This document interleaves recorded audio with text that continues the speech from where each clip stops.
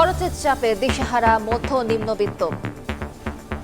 সঞ্চয় ভেঙে চলছে সংসার, ধার করে মেটাতে হয় প্রয়োজন। বাজেটে স্বস্তি দিতে চায় সরকার। মূল্যস্ফীতি 7.5% নামানোর লক্ষ্য। আমি পেঁপে কিনতে গেছিলাম, ওইটা আগে 20 টাকা ছিল, এখন 80 টাকা। আগে যেমন চালান লাগতো 20,000 টাকা, সেই জায়গায় লাগে 30,000 টাকা। ইনকামের জায়গাতেই আছে, যা আছে এগুলো সব কিছুর দাম বাড়তেছে। টাকা নেই, বাজারে দাম বেশি বলে। মুদ্রানীতি, রাজস্ব নীতি এবং বাজার ব্যবস্থাপনা এইগুলো যদি স্মুথ করা যায়, মূল্যস্ফীতি নিয়ে আসলে কাজ করার সুযোগ আছে।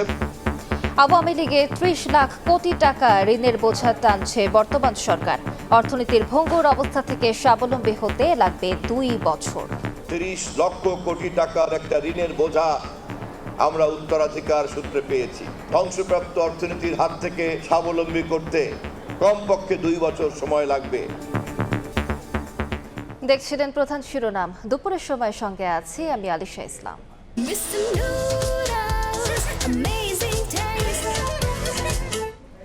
এবার অন্যান্য শীর্ষ সংবাদ। একনেকে উঠল বহুল আলোচিত পদ্মা ব্যারেজ প্রকল্প। ব্যয় ধরা হয়েছে 33,000 কোটির বেশি। সচিবালয়ে প্রধানমন্ত্রীর সভাপতিত্বে সভায় 16 প্রকল্প নিয়ে আলোচনা। হাম আক্রান্ত সন্তান নিয়ে ঢাকার হাসপাতালে ছুটছেন বাবা মা। 70% রোগী গ্রামের। পরিস্থিতিকে দুর্যোগ বললেন মন্ত্রী। সংকটে দায়ীদের বিরুদ্ধে ব্যবস্থার হুঁশিয়ারি। সুপ্রিম কোর্ট আইনজীবী সমিতির নির্বাচনে প্রথম দিনের ভোট চলছে। পরিবেশ নিয়ে বিএনপিপন্থীদের সন্তোষ। কমিশনের নিরপেক্ষতা নিয়ে প্রশ্ন জামায়াতের। সবুজায়নের নামে জায়গা নিয়ে ফুড কোর্ট। রাজুকের সঙ্গে উত্তর সিটির প্রতারণা। কাজ করায় সাবেক প্রশাসক এজাজ। খতিয়ে দেখে ব্যবস্থা নেওয়ার ঘোষণা। এবং এআই ক্যামেরায় নজরদারির। রাজধানীতে ট্রাফিক নিয়ম ভাঙলে স্বয়ংক্রিয় মামলা জরিমানা। 8টি পয়েন্টে চালু। শৃঙ্খলা ফেরাতে শুধু প্রযুক্তি নয়, নীতিগত পরিবর্তনের তাগিদ।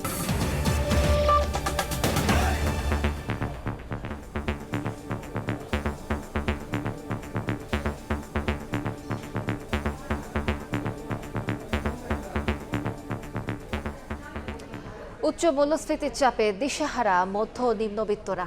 আয় ব্যয়ের হিসাব মেলাতে না পেরে প্রতি মাসেই ভাঙতে হচ্ছে সঞ্চয়, করতে হচ্ছে ধার অথবা কমাতে হচ্ছে প্রয়োজন।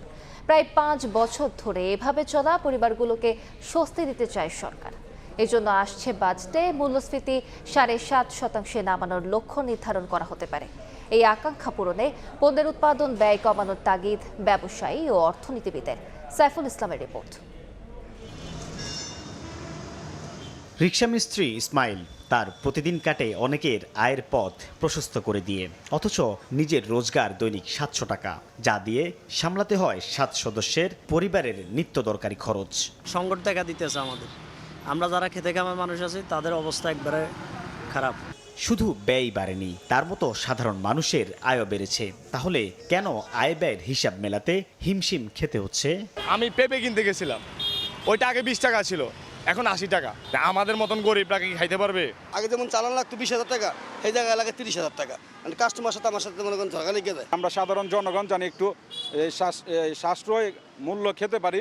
বাংলাদেশ পরিসংখ্যান ব্যুরো বিবিএস বলছে 2021 সালের জুলাইয়ে যে পণ্য কিনতে ব্যয় করতে হয়েছে 100 টাকা, গেল এপ্রিলে তার দাম ঠেকেছে 155 টাকা 82 পয়সায়। এ সময় অবশ্য মানুষের আয়ও বেড়েছে। 2021 সালের জুলাইয়ে কোনো মানুষের আয় 100 টাকা থাকলে বাড়তে থাকা মজুরি গেল এপ্রিলে তা হয়েছে 144 টাকা 71 পয়সা।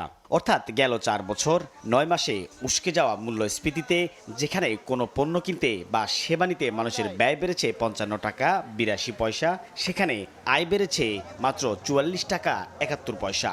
পার্স যা আছে এগুলো সব কিছুর দাম বাড়তেছে, কিন্তু আমাদের ইনকামের আয় আরো কমতেছে দিন দিন। এখানে টাকা নেই, বাজারে দাম বেশি বলে। এবার দ্রুত গতিতে বেড়ে যাওয়া সেই মূল্যস্ফীতির লাগাম টানতে আসছে বাজেটে তা 7.5% নামিয়ে আনার লক্ষ্যমাত্রা নির্ধারণ হতে পারে, এমন আভাসই দিয়েছে অর্থ মন্ত্রণালয়। যদিও বাস্তবতা বলছে 2022 সালের জুলাইয়ের পর গেল 45 মাসে একবারের জন্য 8% নিচে নামেনি ভোক্তা ব্যয় বাড়িয়ে দেয়া এই সূচক। সেই ইনকামের জায়গাতেই আছে, কিন্তু এখন খরচটা আগের চাইতে অনেকটা বেড়ে গেছে। তেল, মোবিল, কাঁচা বাজার, সংসার খরচ বাড়ছে না, সব কিছুর দামই তো একটু কষ্ট হয়ে যাচ্ছে। ব্যবসায়ীরা বলছেন ব্যাংক ঋণের উচ্চ সুদহার, বেড়ে যাওয়া জ্বালানির দাম যেভাবে বাড়িয়েছে পণ্য উৎপাদন ব্যয় তা কমাতে না পারলে মূল্যস্ফীতি নামবে না কাঙ্ক্ষিত পর্যায়ে। আগে যেখানে যা সাপ্লাই পাওয়া যেত প্রোডাক্টের, সেটা কিন্তু ধীরে ধীরে কমে আসছে এবং এটার ফলে কিন্তু একটা মার্কেটে একটা প্রাইসের উপরে একটা প্রেশার পড়ছে। ইনফ্লেশন থেকে বেরিয়ে আসতে হয়, তাহলে কিন্তু আপনার প্রাইভেট সেক্টর ক্রেডিট ফ্লো যদি আপনি ঠিক করতে না পারেন, তাহলে কিন্তু আমরা এই সাপ্লাই শক থেকে বেরোতে পারবো না। সাধারণ মানুষকে ব্যয় বৃদ্ধির চাপ থেকে মুক্তি দিতে মুদ্রা, রাজস্ব ও রাজনীতি এই তিন দর্শন মিলিয়ে বাজার ব্যবস্থাপনাকে সাজানোর পরামর্শ দিচ্ছেন অর্থনীতিবিদরা। মুদ্রানীতি, রাজস্ব নীতি এবং বাজার ব্যবস্থাপনা, এই তিনটি যে টুলস আছে, এইগুলো যদি স্মুথ করা যায়, মূল্যস্ফীতি কাঙ্ক্ষিত মাত্রায় না গেলেও এটি নিয়ে আসলে কাজ করার সুযোগ আছে। মূল্যস্ফীতিকে বাগে আনতে গিয়ে যেন আয়ের পথ সংকুচিত না হয়, সেদিকেও খেয়াল রাখার তাগিদ সাধারণ মানুষের। মূল্যস্ফীতির প্রভাব জনজীবনে বাড়াচ্ছে কষ্ট, অনেকেই ভাঙছেন নিজের সঞ্চয়, ক্রয় ক্ষমতাও কমেছে এর পাশাপাশি, যার থেকে উত্তরণে খাত সংশ্লিষ্টরা বলছেন প্রয়োজন সুশাসন, উৎপাদন বৃদ্ধির পাশাপাশি তৈরি করতে হবে নতুন কর্মসংস্থান, এর সাথে সম্প্রসারিত করতে হবে আয়ের বিভিন্ন খাত। সাইফুল ইসলাম, সময় সংবাদ, ঢাকা। অর্থনীতির ভঙ্গুর অবস্থা থেকে স্বাবলম্বী হতে কমপক্ষে 2 বছর সময় লাগবে বলে জানিয়েছেন তথ্যমন্ত্রী জহিরুদ্দিন স্বপন। বর্তমান সরকার আওয়ামী লীগের 30 লাখ কোটি টাকা ঋণের বোঝা টানছে বলেও জানান তিনি। সকালে রাজধানীর উত্তরায় আলোকিত মাহে রমাদান প্রতিযোগিতার বিজয়ীদের পুরস্কার বিতরণী অনুষ্ঠানে এ কথা বলেন তিনি। রাজনৈতিক বিভেদ ভুলে অর্থনীতি পুনরুদ্ধারে সবাইকে একসঙ্গে কাজ করার আহ্বানও জানান।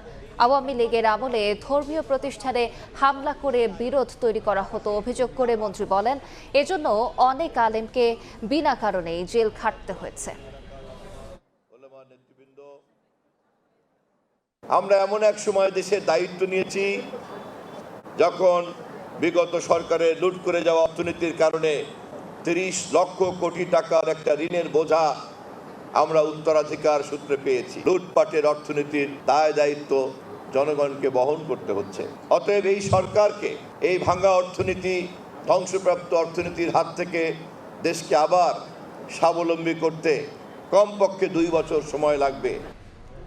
কয়েক দফা পেছানোর পর অবশেষে একনেক সভায় পর্যালোচনা করা হলো পদ্মা ব্যারেজ প্রকল্প। ব্যয় ধরা হয়েছে 33,474 কোটি টাকা। সকালে সচিবালয়ে প্রধানমন্ত্রী তারেক রহমানের সভাপতিত্বে একনেক সভায় নতুন 9টি সহ মোট 16টি প্রকল্প প্রস্তাব উত্থাপন করা হয়। প্রকল্পগুলো পর্যালোচনা করে অনুমোদন বা সংশোধনের জন্য পাঠানো হবে। সরকার বলছে, দেশের দক্ষিণ পশ্চিমাঞ্চলের নদী, কৃষি ও জীববৈচিত্র্য রক্ষায় কার্যকর ভূমিকা রাখবে পদ্মা ব্যারেজ। প্রকল্প বাস্তবায়িত হলে সরাসরি উপকৃত হবে দেশের 37% মানুষ, কর্মসংস্থান হবে বহু মানুষের।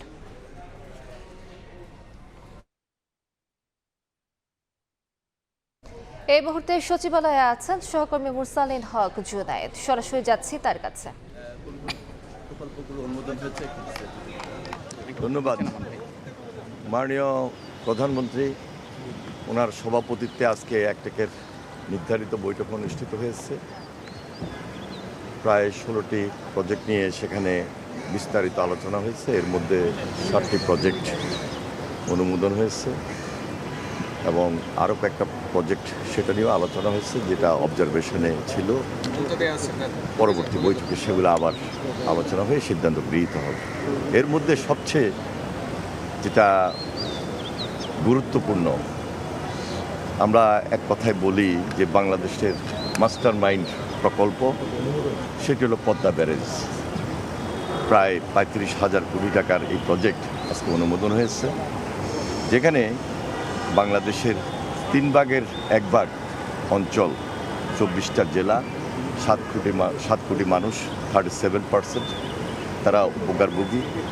জনস্বার্থে জনগুরুত্বপূর্ণ বিদায় এই প্রকল্পটি আজকে অনুমোদন হয়েছে।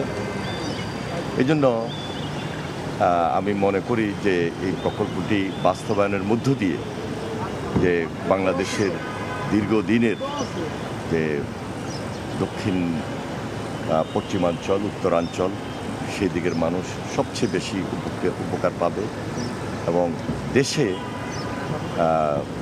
যে একটা উপকার সুবিধা রেভিনিউর দিক থেকে সেটা আমরা এই প্রজেক্টটা শেষ হলে সবচেয়ে বেশি অর্জন করতে সক্ষম হব। আরেকদিকে আপনারা জানেন যে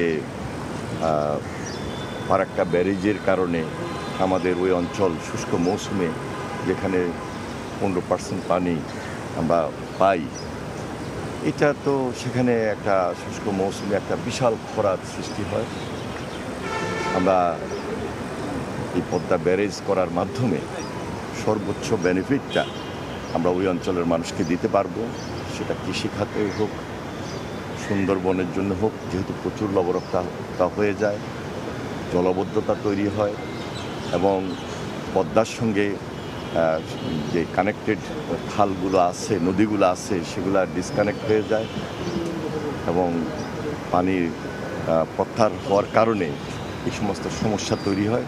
সব দিক বিবেচনায় এই প্রজেক্টটিকে আমরা এই জন্য বলছি যে মাস্টার মাইন্ড প্রকল্প, যেটা আমাদের নির্বাচনী প্রতিশ্রুতি ছিল, ইশতেহারে ছিলেন মাননীয় প্রধানমন্ত্রী জনাব তারেক রহমান নির্বাচন পূর্বে রাজশাহীতে গিয়ে জনসাধারণের সামনে সেটা বক্তব্য রেখেছিলেন, কমিটমেন্ট করেছিলেন। আজকে সেটা বাস্তবায়নের জন্য আমাদের এই প্রকল্পটি একটাকে অনুমোদিত হয়েছে। এর সঙ্গে আরও 6টা প্রকল্প অনুমোদিত হয়েছে, যেগুলো খুব বেশি দৃশ্যমান, খুব সহসায় আস্তে আস্তে হবে। কি প্রকল্প 6টার মধ্যে এগুলো কিছু সংশোধিত ছিল। বিগত যে ইন্টেরিয়ার গভর্নমেন্ট ওনারা কয়েকটা প্রজেক্ট করেছিলেন, তার মধ্যে স্থানীয় সরকার মন্ত্রণালয়ের প্রজেক্ট রয়েছে, কৃষিভিত্তিক প্রজেক্ট রয়েছে। আমি স্পেসিফিক এই মুহূর্তে বলছি না, এই মুহূর্তে যেটা আমাদের সবচেয়ে বেশি প্রায়োরিটি সেটাই আপনাদের সামনে তুলে ধরলাম। কত পানি এখানে সংরক্ষণ করতে পারবো এবং এটা কত জমিতে আপনি ফসলে মানে সুবিধা দিতে পারবো, এই বিষয়গুলো আছে। এটা আমাদের সেই যে অঞ্চল বাংলাদেশের 3 ভাগের 1 ভাগ, যেখানে 7 কোটি মানুষ এর সর্বোচ্চ সুবিধা পাবে। বলা যায় কুষ্টিয়া, ফরিদপুর, বরিশাল, যশোর, খুলনা, ওই অঞ্চলগুলা, সেখানে 24টা জেলার জনসংখ্যা, জনগণকে আমরা সম্পৃক্ত করতে পারবো এবং এর ফলে আমরা যে সুবিধাটা পাবো, এই সুবিধাটাই আমি ইতিমধ্যে ব্যাখ্যা করেছি, যার কারণে এই প্রজেক্টটা সবচেয়ে বেশি গুরুত্বপূর্ণ। সংস্থানটা কিভাবে? এটা সম্পূর্ণ জিওবি ফান্ড, আমাদের গভর্নমেন্ট, আমরা এই ফান্ডটা 7 বছর লাগবে এই প্রজেক্টটা শেষ করতে। 2033 সনে এই প্রজেক্টটা শেষ হবে। তাহলে প্রতি প্রজেক্টটা যদি 35,000 কোটি টাকার প্রজেক্ট, 5 টাকা 35, এক বছর 5,000 কোটি টাকা আমাদের সরকারের জিওবি ফান্ড থেকে এটাকে এখানে এঙ্গেজ করতে হবে। তবে এইটা ফার্স্ট ফেজ। সেকেন্ড ফেজে আরও কিছু থাকবে, যেখানে আমরা ওই অঞ্চলে একদিকে একটা স্যাটেলাইট, 7টা স্যাটেলাইট টাউন গড়ে উঠবে। তার পাশাপাশি সেখানে এই প্রজেক্টের মধ্যে 3টা হাইড্রো ইলেকট্রিক পাওয়ার প্ল্যান্ট রয়েছে, সেখানে নেভিগেশন ব্লক রয়েছে, সেখানে ফিশ পাস রয়েছে। সুতরাং সব কিছু মিলে অত্যন্ত গুরুত্বপূর্ণ এবং এই প্রকল্পটা দেশবাসীর জন্য সবচেয়ে বেশি গুরুত্বপূর্ণ। এই বাজেটে কি আসলে অর্থ বরাদ্দ? এই যে সামনের যে বাজেট, সামনের যে অর্থ বছর, আমরা তো ইনশাল্লাহ খুব সহসায় আমরা শুরু করব, যার কারণে আজকে এই একটাকে এটা অনুমোদন হয়েছে। 34,494 কোটি টাকা। কথা বলছিলেন পানি সম্পদ মন্ত্রী শহীদউদ্দিন চৌধুরী অ্যানি। আমরা সরাসরি যুক্ত ছিলাম সচিবালয়ে। এবার হাম প্রসঙ্গ। হাম আক্রান্ত সন্তানকে নিয়ে গ্রাম থেকে ঢাকায় ছুটছেন বাবা মা। রাজধানীতে ভর্তি রোগীর 70% বিভিন্ন জেলার। অভিভাবকদের দাবি, জেলা উপজেলায় হাসপাতালে চরম ভোগান্তির পর এখন মিলছে চিকিৎসা। এদিকে সচেতনতার অভাব এবং ঘনবসতিপূর্ণ এলাকাগুলোতেই এখন হাম ছড়াচ্ছে বলে জানান চিকিৎসকরা। সাধারণ জ্বর হলেও ফার্মেসি নির্ভর না হয়ে বিশেষজ্ঞের শরণাপন্ন হওয়ার পরামর্শ তাদের।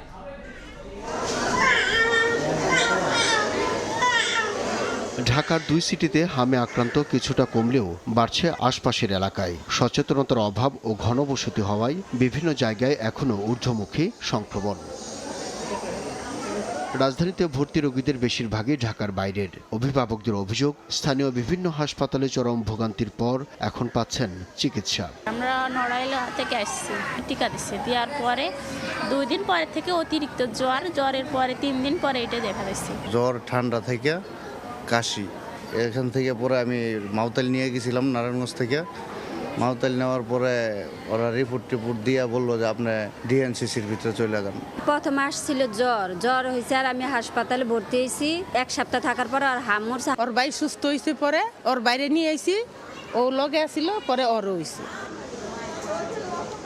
চিকিৎসকদের মতে মোট রোগীর 70% বেশি মহানগরীর বাইরের বাসিন্দা। তাই ফার্মেসি নির্ভর না হয়ে উপসর্গ দেখা দেওয়া মাত্রই বিশেষজ্ঞের শরণাপন্ন হওয়ার পরামর্শ তাদের। টিকা নেওয়ার পরেই যে সে হাম আক্রান্ত হবে না তা কিন্তু না, তাকে সময় দিতে হবে। এবং বুস্টার ডোজ টিকা নেওয়ার পরে 1 দিন 2 দিন 3 দিনের মাঝে যদি সে হামে আক্রান্ত হয়ে যায়, তার বুঝতে হবে সে আসলে বুস্টার ডোজ টিকার তার কার্যকারিতা তার শরীরে আসার সুযোগই পায়নি, তার আগেই সে হামে আক্রান্ত হয়ে গেছে। আর একটা কথা হচ্ছে, টিকা নিলেই যে একদম আক্রান্ত হবেনই না তা কিন্তু আমরা কখনোই বলছি না, কারণ কোনো টিকায় কিন্তু 100% সাকসেস রেট কোনো টিকারই নেই। কিন্তু আমরা দেখেছি যে টিকা রোগীগুলো আগে 2 ডোজ টিকা নেওয়া ছিল বা যে 1টি ডোজও যদি টিকা নেওয়া থাকে, তো তাদের মধ্যে হামে যদি আক্রান্ত হয়েও থাকে, তাদের মধ্যে জটিলতা হওয়ার সম্ভাবনা খুবই কম। হাম পরবর্তী নিউমোনিয়া সহ অন্যান্য জটিলতা রোধে শিশুদের ভিটামিন এ সহ পুষ্টিকর খাবার খাওয়ানোর পরামর্শ চিকিৎসকদের। আব্দুল্লাহ শাফি, সময় সংবাদ, ঢাকা। এদিকে হাম পরিস্থিতিকে প্রাকৃতিক দুর্যোগের সঙ্গে তুলনা করে সংকটের জন্য দায়ীদের বিরুদ্ধে ব্যবস্থা নেওয়ার হুঁশিয়ারি দিয়েছেন স্বাস্থ্যমন্ত্রী। চীনের কাছ থেকে 3,80,000 ডোজ পোলিও টিকা গ্রহণ অনুষ্ঠানে তিনি জানান, জুনের মধ্যে শুরু হচ্ছে ভিটামিন এ ক্যাপসুল ক্যাম্পেইন। দেশে 6 মাস থেকে 5 বছর বয়সী শিশুদের হামের টিকা দেয়া হলেও নিয়ন্ত্রণের লক্ষণ নেই। প্রশ্ন উঠেছে, যে রোগে মৃত্যু শূন্যে নেমেছিল সেই রোগেই কেন এত প্রাণ যাচ্ছে? বুধবার স্বাস্থ্য মন্ত্রণালয়কে অনুদানের পোলিও টিকা হস্তান্তর করে চীনের সিনোভ্যাক ফাউন্ডেশন। অনুষ্ঠানে হাম পরিস্থিতিকে প্রাকৃতিক দুর্যোগের সঙ্গে তুলনা করে সংকটময় পরিস্থিতির জন্য দায়ীদের বিরুদ্ধে ব্যবস্থা নেয়ার হুঁশিয়ারি দেন স্বাস্থ্যমন্ত্রী। দেখেন, আমরা তো আশা করি, আমরা তো টিকাই দিচ্ছি, টিকার উপরে তো আর কোনো ট্রিটমেন্ট নেই এবং it is a continuous process. World Health Organization স্বীকার করেছে যে আমাদের টার্গেট ফিল আপ হয়েছে, এখন আমরা we are looking for the babies unvaccinated. আরও জানান, বেশিরভাগ জেলাতেই হামের টিকাদান শেষ, বাদ পড়া শিশুদেরও দ্রুত টিকার আওতায় আনা হবে। আর জুনের মধ্যে শুরু হবে ভিটামিন এ ক্যাম্পেইন। জুন নাগাদ আমরা ভিটামিন এ পেয়ে যাব সম্পূর্ণ, এবং আমরা বছরে যেটা প্রি ডিসাইডেড থিং 2 বার করে ভিটামিন এ দেওয়া পুষ্টির জন্য, সেটা আমরা ইনশাআল্লাহ কন্টিনিউ করব। টিকাদান কর্মসূচি আরও গতিশীল করতে 3,80,000 ডোজ পোলিও ভ্যাকসিন অনুদান দেয় Sinovac. Amount to 3,83,000। Prasun Ashis, Somoy Sangbad, Dhaka. Culex মশাবাহিত ভাইরাস জাপানিজ এনকেফালাইটিস মস্তিষ্ক ও স্নায়ুতন্ত্রে মারাত্মক ক্ষতি করে রোগীকে কোমায় নিয়ে যায়। চট্টগ্রামে বিশ্ববিদ্যালয় শিক্ষিকার মৃত্যুর পর বিরল ভাইরাসটি নিয়ে নতুন করে দেখা দিয়েছে উদ্বেগ। চট্টগ্রাম মেডিকেল কলেজ হাসপাতালের তথ্য, জাপানিজ এনকেফালাইটিসে 3 বছরে শনাক্ত হন 3 জন। তবে সংক্রমণ নিশ্চিতে বন্দরনগরীতে RT-PCR পরীক্ষার ব্যবস্থা না থাকায় বিপাকে চিকিৎসকরা। পার্থপ্রতিম বিশ্বাসের রিপোর্ট। সম্প্রতি বিরল রোগে মারা যান Chattogram veterinary and animal science বিশ্ববিদ্যালয়ের অধ্যাপক ডক্টর জাকিয়া সুলতানা জুথি। শিক্ষিকা মারা যাওয়ার জন্য কিউলেক্স মশার মাধ্যমে ছড়ানো জাপানিজ এনসেফালাইটিস রোগটিকে সন্দেহ করছেন চিকিৎসকেরা। এসব মশা বুনো শুকুর ও পাখি থেকে ভাইরাস বহন করে মানুষের শরীরে সংক্রমণ ঘটায়, পরে তা মানুষের মস্তিষ্কে ছড়িয়ে রোগীকে দ্রুত কোমায় নিয়ে যায়। জ্বরের সাথে যদি মাথা ব্যথা বা খিঁচুনি থাকে, তাহলে এটাকে সবচেয়ে বেশি গুরুত্ব দিয়ে দেখতে হবে। যত দ্রুত গতিতে উনি হাসপাতালে আসতে পারবে, তত হয়তো আমরা সহযোগিতা করতে পারবো। 2025 সালের জানুয়ারি থেকে আগস্ট পর্যন্ত 75 জন রোগীর উপর গবেষণা চালায় চট্টগ্রাম মেডিকেল কলেজ।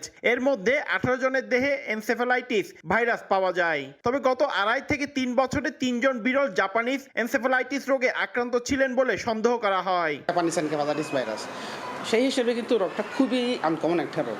বিশেষজ্ঞ চিকিৎসক ও সিটি কর্পোরেশনের টিম এ বিষয়ে গবেষণা ও সমস্যা সমাধানে কাজ করছে। রিয়ার ডিজিজ এবং চট্টগ্রাম আমার মনে হয় দিস দ্য ফার্স্ট টাইম যদি হয়ে থাকে, তো এটা নিয়ে আরো গবেষণার দরকার আছে। জ্বরের সঙ্গে খিঁচুনি বা অজ্ঞান হওয়ার উপসর্গ দেখা দিলেই বিশেষজ্ঞের পরামর্শ নিতে বলছেন চিকিৎসকরা। পার্থপ্রতিম বিশ্বাস, সময় সংবাদ, চট্টগ্রাম। সুপ্রিম কোর্ট আইনজীবী সমিতির 2 দিন ব্যাপী নির্বাচনের প্রথম দিনের ভোট গ্রহণ চলছে। 14 পদের বিপরীতে লড়ছেন 40 প্রার্থী। ভোটের পরিবেশ নিয়ে সন্তোষ জানিয়েছেন বিএনপিপন্থী আইনজীবীরা। অন্যদিকে নির্বাচন কমিশনের নিরপেক্ষতা নিয়ে প্রশ্ন তুলেছে জামায়াত ও এনসিপি।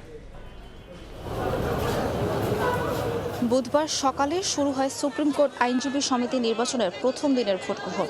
এবারে নির্বাচনে ভোটাধিকার প্রয়োগ করবেন 11,097 জন আইনজীবী। 14 পদের বিপরীতে প্রতিদ্বন্দ্বিতা করছেন 40 প্রার্থী। নির্বাচনে বিএনপি সমর্থিত নীল, জামায়াত সমর্থিত সবুজ এবং এনসিপি সমর্থিত লাল সবুজ প্যানেলের প্রার্থীরা অংশ নিচ্ছেন। তবে আওয়ামী লীগ সমর্থিত কোনো প্যানেল এবারে নির্বাচনে নেই। নির্বাচনকে অংশগ্রহণমূলক উল্লেখ করে বিএনপিপন্থী আইনজীবীরা বলছেন, দীর্ঘদিন পর আইনজীবীরা স্বাধীনভাবে ভোট দেওয়ার সুযোগ পাচ্ছেন। ওই পাশে এনসিপি, এইখানে জামাত, এইখানে বিএনপি, কার মধ্যে কোনো রেষারেষি নাই, গোলমাল নাই, যার যার ওয়েতে ভোট চাচ্ছেন। এবং আমি আশা করি যে এই ভোট শেষ পর্যন্ত এইভাবে সুস্থভাবেই চলবে। তবে নির্বাচন কমিশনের নিরপেক্ষতা নিয়ে প্রশ্ন তুলেছেন জামায়াত ও এনসিপি সমর্থিত আইনজীবীরা। একই সঙ্গে সুষ্ঠু ভোট নিয়ে শঙ্কার কথাও জানান তারা। নির্বাচনটিকে সুষ্ঠু, গ্রহণযোগ্য, নিরপেক্ষ করার জন্য এবং আইনজীবীদের আস্থার এই জায়গাতে একটা প্রশ্ন তৈরি হয়ে গেল যে এই ধরনের মেম্বার সিলেকশনের ক্ষেত্রে বৈষম্য করা হয়েছে। ভোটারদের জন্য কোনো ধরনের ব্যবস্থা গ্রহণ করা হয়নি, যে জন্য সাধারণ ভোটারের মাঝে এখনও জনমনে সন্দেহ তৈরি হয়েছে যে তারা আদৌ ভোট দিতে আসবেন কিনা, নাকি এখানেও আরেকটি একতরফা নির্বাচন হতে যাচ্ছে। 2 দিন ব্যাপী এই নির্বাচনের দ্বিতীয় দিনের ভোট গ্রহণ হবে শুক্রবার। সাবরিনা মজুমদার, সময় সংবাদ, ঢাকা। এই মুহূর্তে সুপ্রিম কোর্টে আছেন সহকর্মী সাবরিনা মজুমদার। সরাসরি যাচ্ছি তার কাছে। সাবরিনা, সুপ্রিম কোর্ট আইনজীবী সমিতির নির্বাচন এই বছরের এটি আজকে সকাল 10টা থেকে শুরু হয় এবং শেষে আজকে বিকাল 5টা পর্যন্ত চলবে। যদি দেখাতে চাই তাহলে আজকে দুপুর 1টা থেকে 2টা পর্যন্ত যে বিরতির পর কিন্তু আবারও পুরোদমে এই নির্বাচনে যে ভোটাররা যারা আছেন তারা এসে ভোট দিচ্ছেন। যদি নির্বাচন সম্পর্কে বলতে চাই, যে নির্বাচনে ভোটাধিকার প্রয়োগ করবেন 11,097 জন আইনজীবী এবং এখানে এই নির্বাচনে সভাপতি, সম্পাদক সহ কার্যনির্বাহী কমিটির 14টি পদে ভোট লড়বেন হচ্ছে 40 জন প্রার্থী এবং এই নির্বাচনে বিএনপি সমর্থিত নীল, জামায়াত সমর্থিত সবুজ এবং এনসিপি সমর্থিত লাল সবুজ প্যানেলের প্রার্থীরা অংশ নিচ্ছেন।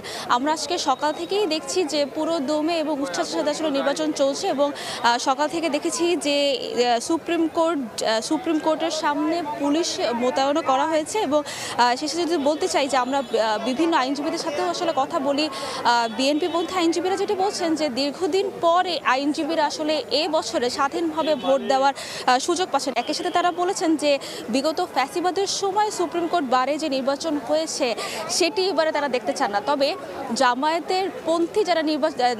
জামায়াতপন্থী যারা আইনজীবীরা যারা ছিলেন তাদের সাথে আমরা কথা বলেছি, তারাও যেটি বলছেন যে এবারে নির্বাচন সুষ্ঠুভাবে হচ্ছে। তবে নির্বাচন কমিশনের নিরপেক্ষতা নিয়ে তারা প্রশ্ন তোলেন।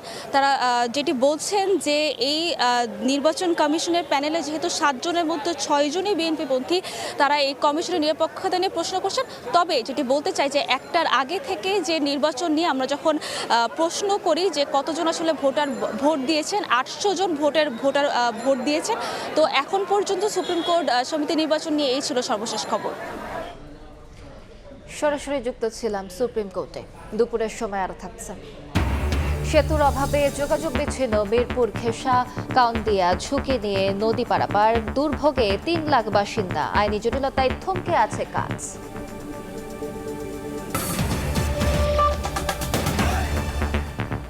নারায়ণগঞ্জে জুলাই মানবতা বিরোধী অপরাধের মামলায় শামীম ওসমান সহ 12 জনের বিচার শুরুর আদেশ দিলেন আন্তর্জাতিক অপরাধ ট্রাইব্যুনাল 1।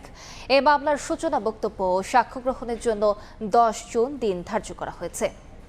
এই মামলায় 24-এর 19 জুলাই শিক্ষার্থী পারভেজ, 6 বছরের শিশু রিয়া সহ মোট 6 জনকে হত্যা সহ মোট 3টি অভিযোগ এনেছে প্রসিকিউশন। এসব অভিযোগ প্রমাণের জন্য ট্রাইব্যুনালে 18টি ভিডিও ক্লিপ, অডিও, প্রায় 300 পৃষ্ঠার দালিলিক নথি এবং 61 জন সাক্ষীর তালিকা জমা দিয়েছে প্রসিকিউশন। গত 19 জানুয়ারি এই মামলায় আনুষ্ঠানিক অভিযোগ দাখিল করে রাষ্ট্রপক্ষ। এদিকে চট্টগ্রামে ওয়াসিম সহ 6 জনকে হত্যার অভিযোগ গঠনের শুনানির জন্য 4 জুন দিন ধার্য করেছেন ট্রাইব্যুনাল। পলাতক হাসান মাহমুদ সহ 17 আসামির পক্ষে স্টেট ডিফেন্স নিয়োগ দিয়েছে ট্রাইব্যুনাল।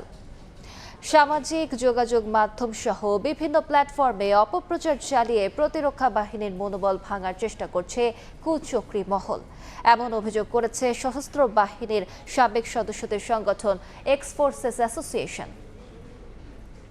সকালে ঢাকা রিপোর্টার্স ইউনিটিতে সংবাদ সম্মেলনে সংগঠনটির নেতারা বলেন, অপপ্রচারে জড়িতদের আইনের আওতায় আনার বিকল্প নেই। এ সময় সশস্ত্র বাহিনীর জন্য আলাদা সাইবার ট্রাইব্যুনাল গঠনের দাবি জানান তারা। এই ধরনের গুজব প্রচারণা উনি যে চালিয়েছে সেটা আমরা রাষ্ট্র সম্প্রতিত হয়ে এবং আমি বাংলাদেশ সেনাবাহিনী, নৌবাহিনী, সশস্ত্র বাহিনীর প্রতি অনুরোধ করব যে হলো সাইবার ট্রাইব্যুনালে ওনার যে কথোপকথন হয়েছে সেটা যদি মিথ্যা প্রমাণিত হয় তার বিরুদ্ধে রাষ্ট্রীয় সর্বোচ্চ আইনি ব্যবস্থা গ্রহণ করার জন্য অনুরোধ জানাবো। এবার সামনে এলো রাজুকের সঙ্গে সিটি কর্পোরেশনের প্রতারণার তথ্য। গাছ লাগিয়ে সবুজায়নের প্রতিশ্রুতিতে রাজুকের কাছ থেকে জায়গা ব্যবহারের অনুমতি নেন ঢাকা উত্তর সিটি কর্পোরেশনের সাবেক প্রশাসক মোহাম্মদ এজাজ। কিন্তু মাত্র 5 মাস পর রাজুকের শর্তকে বৃদ্ধাঙ্গুলি দেখিয়ে ঠিকাদারি প্রতিষ্ঠানকে 15টি ফুড কোর্ট করার অনুমোদন দেন তিনি। এ বিষয়ে খতিয়ে দেখে ব্যবস্থা নেওয়া হবে বলে জানিয়েছেন রাজুক চেয়ারম্যান। শেখ রাসেলকে সঙ্গে নিয়ে বিস্তারিত জানাচ্ছেন তাসনিয়া নিশাত মিম।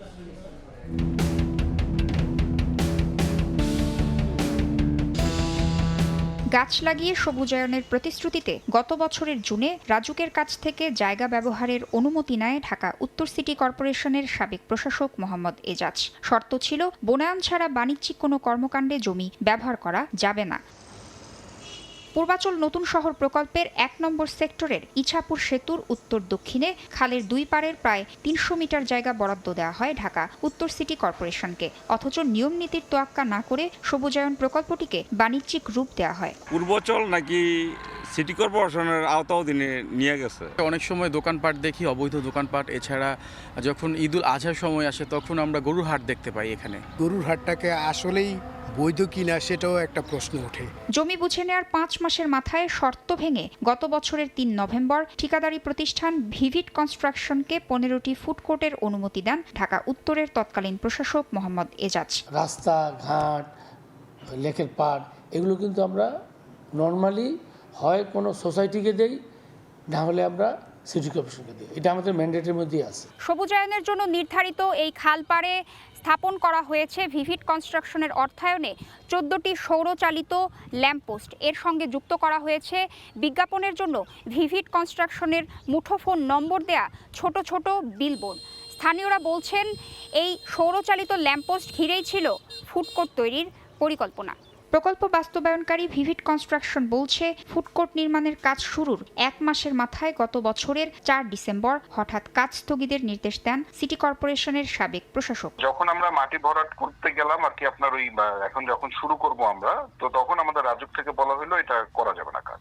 আমি বললাম যে আপনারা তো সিটি কর্পোরেশন থেকে আমাদের লিজ নেয়, বলছে যে সিটি কর্পোরেশন লিজ না থাকলেও সিটি কর্পোরেশন এখানে ফুডকোর্ট দিতে পারে না। এই সবুজায়ন বৃক্ষরোপণের জায়গাগুলো বিশেষ করে নতুন শহর পূর্বাচলে অন্য কোনোভাবে দেখার কোনো সুযোগই নেই, এবং যারা এই সুযোগ তৈরি করছেন বা এই সুবিধাগুলোকে হত্যা করার চেষ্টা করছেন তারা এক ধরনের পরিবেশ দৃষ্টিভঙ্গিতে অপরাধী।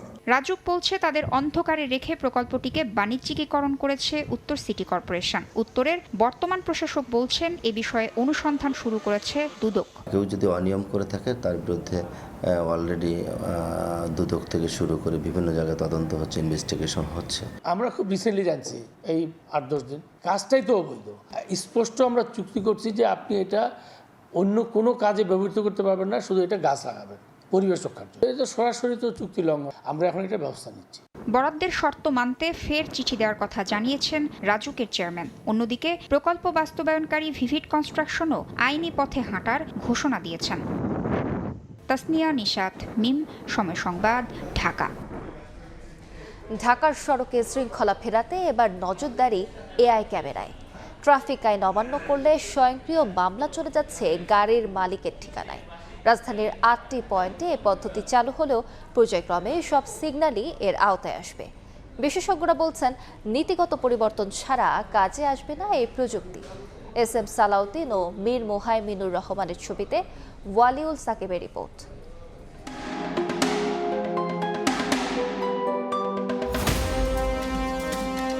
ব্যস্ত সড়কে নিয়ম মানার প্রবণতা নেই অনেকেরই, কিন্তু শৃঙ্খলা রক্ষায় আপ্রাণ চেষ্টা ট্রাফিক পুলিশের। এবার রাজধানীতে সড়কের নিয়ম মানাতে শুরু হলো কৃত্রিম বুদ্ধিমত্তার ব্যবহার, অর্থাৎ AI প্রযুক্তিতে ট্র্যাক করা হবে প্রত্যেকটি যানবাহন। সময় মতো জরিমানা পরিশোধ না করলে কপালে জুটতে পারে কারাবাসও। আপাতত মহানগরের 8টি সিগন্যাল পয়েন্টে বসেছে বিশেষ ক্যামেরা। 6 মাসের মধ্যে এটি সম্প্রসারিত হবে 60টি স্পটে। 1 বছরের মধ্যে যা 120টিতে উন্নীত করার লক্ষ্য ট্রাফিক বিভাগের। AI ক্যামেরায় শৃঙ্খলা ভাঙার দৃশ্য ধরা পড়লেই ধারণ হয়ে যায় ভিডিও। তারপর এখান থেকেই বিস্তারিত তথ্য নিয়ে দেয়া হয় মামলা। এ পর্যন্ত 2000-এর বেশি ভিডিও ধরা পড়েছে ক্যামেরায়। চলছে 400-রও বেশি মামলার প্রক্রিয়া। ট্রাফিক পুলিশ বলছে সুফল মিলতে শুরু করেছে AI ক্যামেরার। সম্পূর্ণভাবে কাজটা চালু করুক, তারপর দেখা যাবে কি অবস্থা হয়। আশা করি ভালো হবে। আমি সঠিক যেটা জানি না, এটা কেমন করে বলবো। 60% গাড়ি মানতেছে।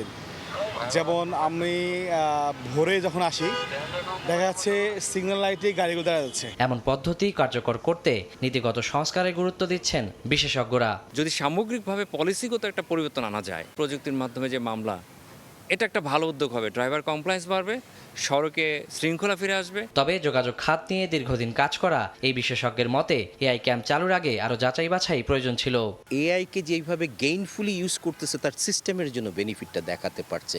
আমাদের সিস্টেমটাকে আমরা ইগনোর করেছি। পৃথিবীর একদম কাটিং এজ টেকনোলজি বলে, এটাকে এনে যদি আমি ভোতা করে ফেলি, আমার হাতে আর কোনো টুলস টেকনিক্স থাকবে না, এবং এটার দায় কিন্তু তাদেরকেই নিতে হবে। বিষয়টি নিয়ে প্রচার না থাকার অভিযোগ উড়িয়ে দিচ্ছে ডিএপি ট্রাফিক বিভাগ। নতুন একটা প্রযুক্তি যখন আসে, যখন কাজ করে, তখন এটা গণমাধ্যমের মাধ্যমেই জানানোর ব্যবস্থা করাটাই যৌক্তিক। এটার মধ্যে কিছু সুবিধা হবে, কিছু অসুবিধা হবে, আমাদের তরফ থেকে কিছু ভুল ত্রুটি হতে পারে। অবশ্যই এই মহানগরী মেগাসিটিকে আমরা একটা স্ট্যান্ডার্ড পর্যায়ে নিয়ে যেতে পারবো।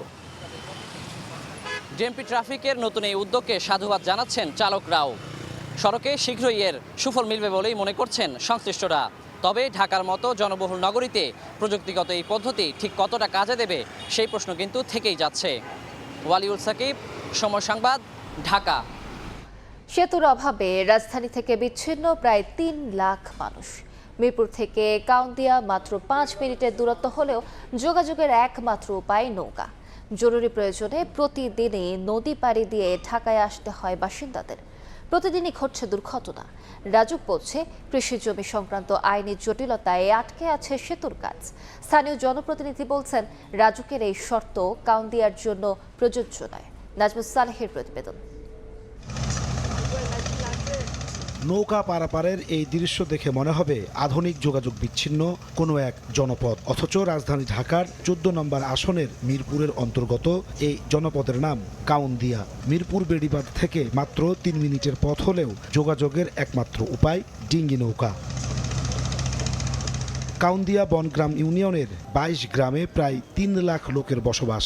ব্যবসা বাণিজ্য কিংবা জরুরি কাজে প্রতিদিন 50 থেকে 60 হাজার মানুষকে যেতে হয় ঢাকায়। ব্যবসার পারপাসে নদীর ওই পারে পার হইতে হয়। কোনো মুমূর্ষু রোগী আমাদের ডাক্তারের কাছে নিতে হয়, তাও এই নৌকার মাধ্যমে নিতে হয়। যোগাযোগের অভাবে কাউন্দিয়ায় গড়ে ওঠেনি হাসপাতাল কিংবা ভালো মানের শিক্ষা প্রতিষ্ঠান। আমার মেয়ে গর্ভবতী ছিল, রাতে তখন 3টা বাজে, আমি নিতে পারলাম না। ঝড় বৃষ্টির মধ্যে নদী পার হয়ে যায়, ওই পারের স্কুলে নিয়ে যেতে হয়। স্থানীয়রা বলছেন, এই নদীপথে প্রায় ঘটছে দুর্ঘটনা। বড় বড় বাল্কহেড আর ইঞ্জিন চালিত ট্রলারের ধাক্কায় ঘটছে মৃত্যুও। জাহাজ আসে বালুর, ওইগুলোর সাথে দেখা গেছে আমাদের বিভিন্ন সময় দুর্ঘটনা ঘটে।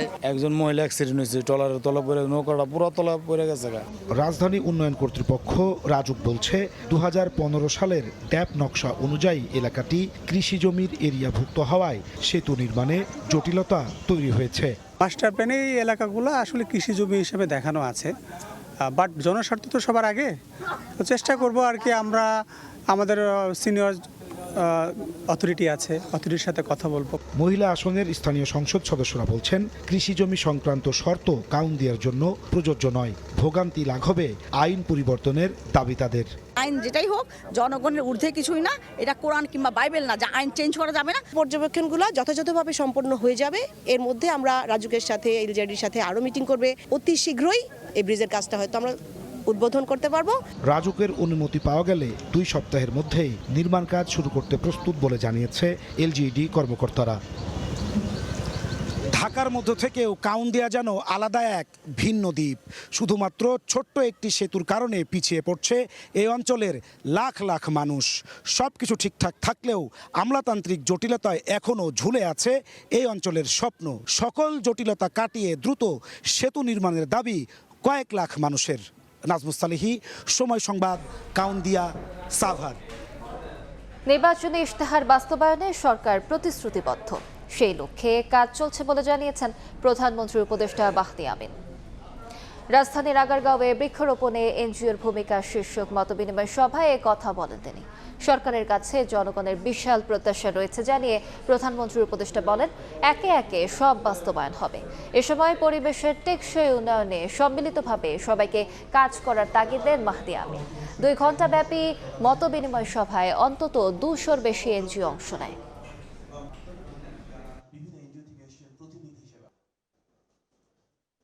আপনারা যদি দেখেন নির্বাচনী পথযাত্রায় মাননীয় প্রধানমন্ত্রী অনেকগুলো প্রতিশ্রুতি দিয়েছিলেন।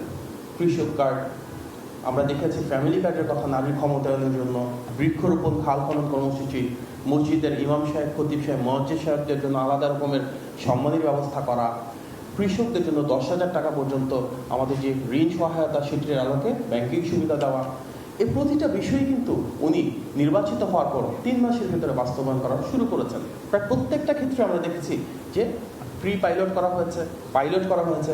সামনের দিনগুলোতে ফেজ 1, 2, 3 আকারে ইনশাল্লাহ সারা দেশব্যাপী বাস্তবায়ন করা হবে। দুপুরের সময় আরো থাকছে ঐতিহাসিক সফরে চীনের পথে ডোনাল্ড ট্রাম্প। শির সঙ্গে বৈঠকে বাণিজ্য চুক্তি, তাইওয়ান ইস্যুর পাশাপাশি গুরুত্ব পাবে মধ্যপ্রাচ্য সংকট, বলছেন বিশ্লেষকরা।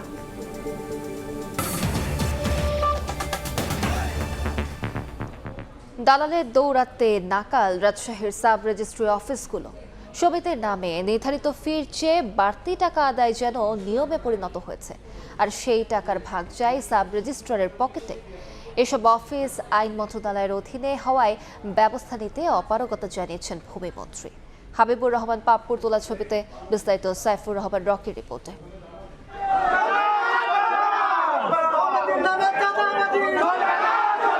দলিল রেজিস্ট্রি করতে গিয়ে নেওয়া হচ্ছে অতিরিক্ত ফি, তাই অফিসের ভেতরে ভুক্তভোগীদের বিক্ষোভ।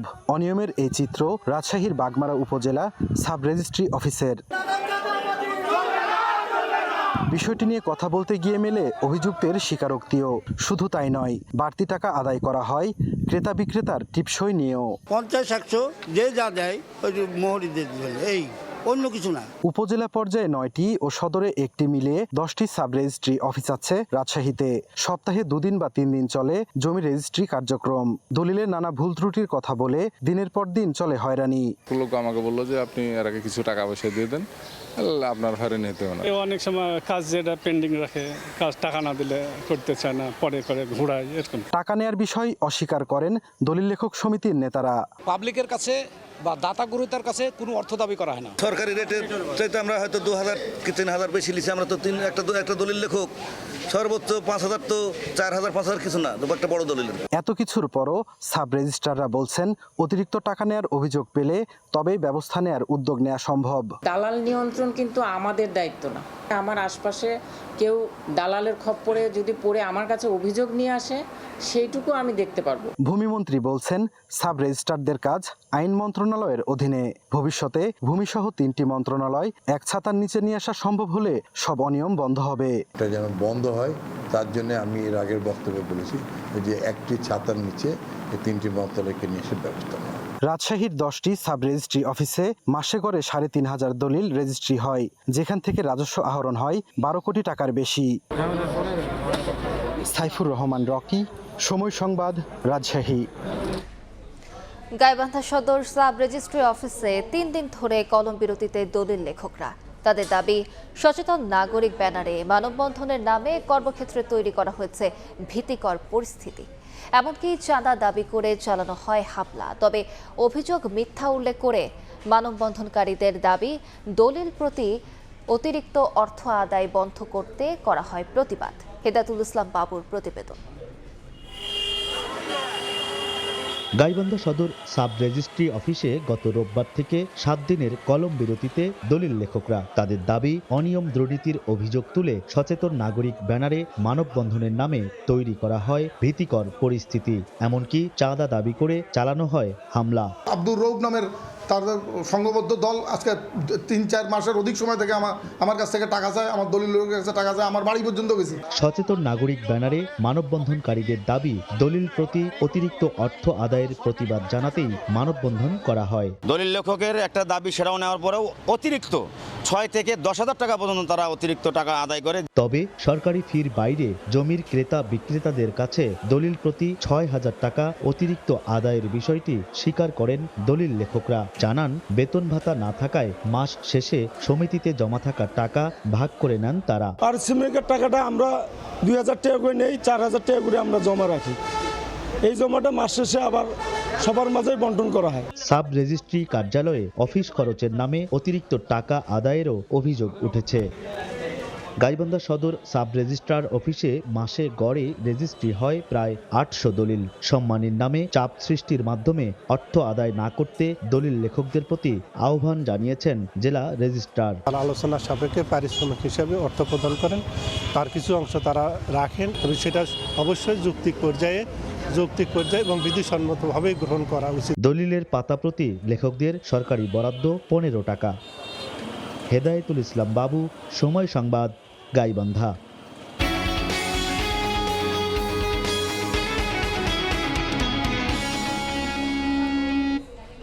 কোরবানির হাট উপলক্ষে সিরাজগঞ্জে প্রস্তুত করা হয়েছে প্রায় 6 লাখ পশু। গোখাদ্যের দাম বাড়ায় লাভ হওয়া নিয়ে দুশ্চিন্তায় খামারি। এদিকে বড় গরুগুলো খামার থেকেই বিক্রি হচ্ছে বলে জানান তারা। এবছর 350 কোটি টাকার পশু বাণিজ্যের সম্ভাবনার কথা বলছে প্রাণী সম্পদ বিভাগ। অমৃত সেনের ছবিতে রিঙ্কু কুন্ডুর রিপোর্ট। সকাল হতেই পরিচর্যার জন্য খামার থেকে এক এক করে বের করা হচ্ছে বড় আকারের গরু। এদের নামে রয়েছে বৈচিত্র্য। কোনোটির নাম বাহাদুর, কোনোটি কালামানিক, আবার কোনোটির নাম সুলতান। অনলাইনে এদের ছবি দেখে প্রতিদিন অনেক ক্রেতা আসছেন দেখতে ও কিনতে।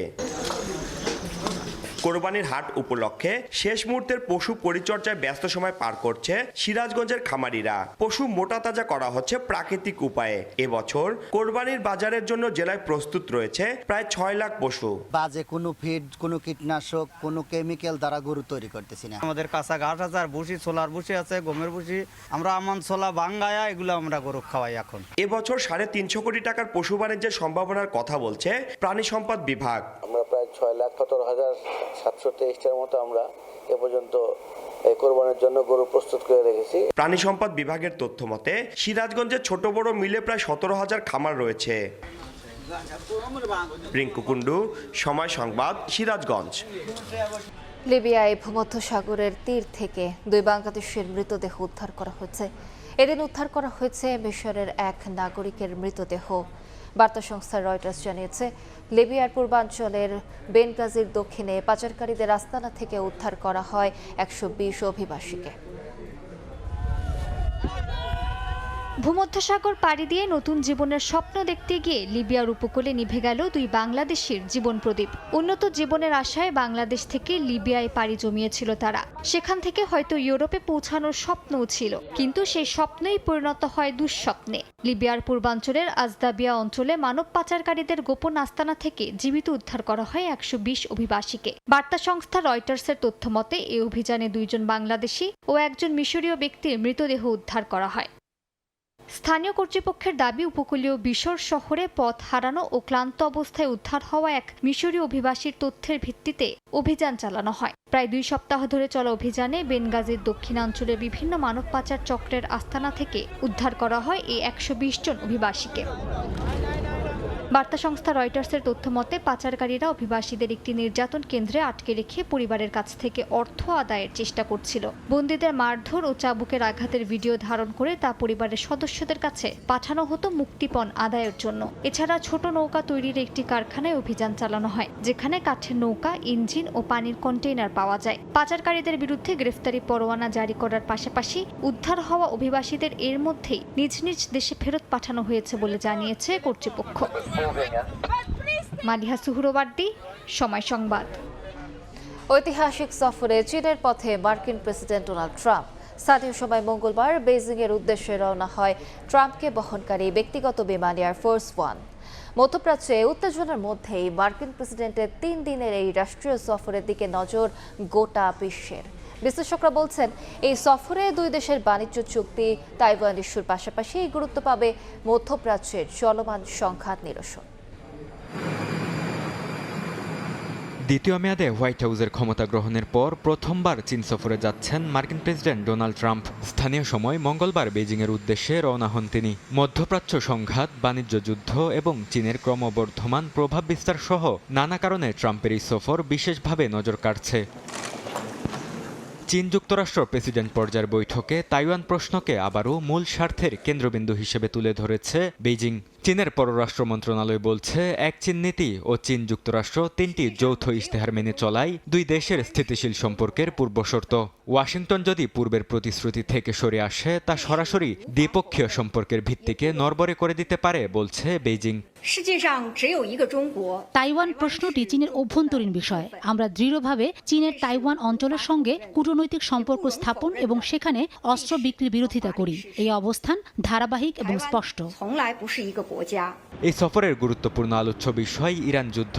বেইজিং যেখানে নিজেকে নীরব মধ্যস্থতাকারী হিসেবে প্রতিষ্ঠার চেষ্টা চালাচ্ছে, পাকিস্তানের সঙ্গে মিলে যুদ্ধবিরতি ও হরমুজ প্রণালী পুনরায় চালুর লক্ষ্যে 5 দফা পরিকল্পনাও দিয়েছে চীন। পর্দার আড়ালে তেহরানকে আলোচনার টেবিলে ফেরাতে চীনা কর্মকর্তাদের তৎপরতার কথাও উঠে এসেছে বিভিন্ন প্রতিবেদনে। বরকতুল্লাহ, সময় সংবাদ। বিসিবি নির্বাচনের জন্য গঠিত হলো 3 সদস্যের ইলেকশন কমিশন। প্রধান নির্বাচন কমিশনার হিসেবে আছেন সুপ্রিম কোর্টের সিনিয়র আইনজীবী আহসানুল করিম। কমিশনের বাকি 2 সদস্য হলেন গাজীপুর মেট্রোপলিটন পুলিশের কমিশনার ইসরাইল হাওলাদার ও জাতীয় ক্রীড়া পরিষদের পরিচালক এসানুল মামুন। গত 7 এপ্রিল ক্রিকেট বোর্ডের দায়িত্ব নেয় অ্যাডহক কমিটি। অনানুষ্ঠানিকভাবে গণমাধ্যম কর্মীদের সভাপতি তামিম ইকবাল জানিয়েছিলেন, জুনের 2য় সপ্তাহের মধ্যেই নির্বাচন আয়োজন করতে চান। গেল 5 মে বোর্ড সভার পর জানানো হয়, শিগগিরই গঠন করা হবে নির্বাচন কমিশন। ওই সভার সপ্তাহখানেক পর কমিশন গঠন করল অ্যাডহক কমিটি, যেখানে এনএসসির একজন প্রতিনিধির পাশাপাশি আছেন বিসিবি মনোনীত 2 জন। বিসিবির গঠনতন্ত্র অনুযায়ী স্বচ্ছ ও নিরপেক্ষ নির্বাচন পরিচালনার দায়িত্ব পালন করবেন তারা। এ পর্যায়ে শীর্ষ সংবাদগুলো জানিয়ে দিচ্ছি আরেকবার। বহুল আলোচিত পদ্মা ব্যারেজ প্রকল্প একনেকে অনুমোদন, ব্যয় ধরা হয়েছে প্রায় 35,000 কোটি টাকা। 2033 সালে শেষ হবে কাজ, উপকার পাবে রাজশাহী সহ 24 জেলার মানুষ। খরচের চাপে দিশাহারা মধ্য নিম্নবিত্ত, সঞ্চয় ভেঙে চলছে সংসার। বাজেটে স্বস্তি দিতে চায় সরকার, অর্থনীতির ভঙ্গুর অবস্থা কাটিয়ে 2 বছরে স্বাবলম্বী হওয়ার আশা। এবং হাম আক্রান্ত সন্তান নিয়ে ঢাকার হাসপাতালে ছুটছেন বাবা-মা। 70% রোগী গ্রামের, পরিস্থিতিকে দুর্যোগ বললেন মন্ত্রী।